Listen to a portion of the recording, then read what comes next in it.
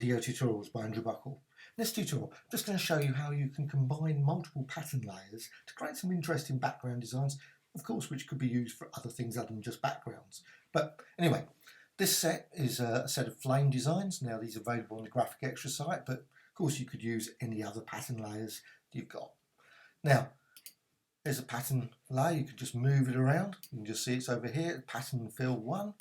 And to create multiple pattern layers, well, just basically create another one. Just go to a layer and new fill layer and pattern.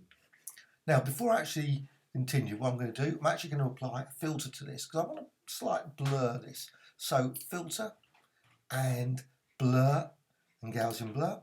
So convert smart object, yep. And what I want to do is create a nice sort of blurry background. So it's just a layer approach for this. So click OK. Now I can also apply other effects as well if I wish. So I can go to filter and distort and wave. So there's a whole range of different settings here. I'm just going to go for a very basic wave. Click OK, so just to distort it slightly.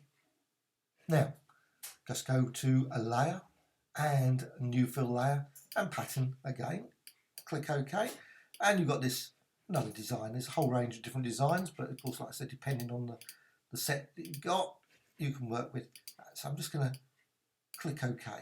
Now, obviously now you can't actually see the design behind, but of course you've got blending mode, so you can just quickly go over here and use something like lighten, and you can actually now see the design there.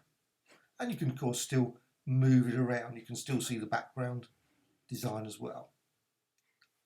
Now, also what you can do, again, you can apply effects to that as well. So you can just go to filter and blur and Gaussian blur, convert smart object, but I'm not going to go for such a blur. So it just gives it a sort of different depth by changing the blur. Now, go to a layer and again, new fill layer, pattern, click OK.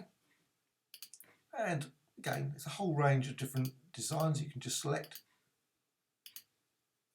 So I'm just going to looking for one that's got a sort of like wispy, yeah, that one. Right, so move that across. Now I'm going to keep that one actually without any blur at all. So I'm just going to keep that as a sort of like central where the focus is. And now just going to lighten. And you can see the design now just there. Now, of course, you can obviously modify also the opacity of that. You don't have to keep it as strong, or you can just keep that as that. Right, once you've done that, you can now layer in again, another layer, and new fill layer, and pattern. Click OK, and select another design. Click OK. Now, I'm actually going to blur that one. So what I've got is a blur at the background, got that layer in the center that's reasonably sharp in focus, and then you've got, if you go for filter and blur and Gaussian blur, convert smart object again, you can actually blur that, and again just go over here to lighten, because I want the actual one at the back, that one in the middle, still to be in sharp focus. So you get sort of nice fine wisps through the design. And you can also of course modify it further. You can just go to filter and distort again, and maybe wave, maybe make it a bit more pronounced, change, distort it a bit more, click OK, and there you have it.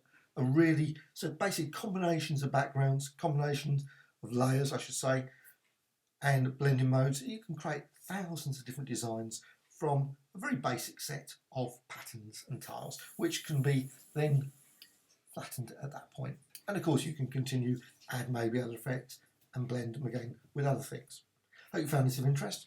Thank you much.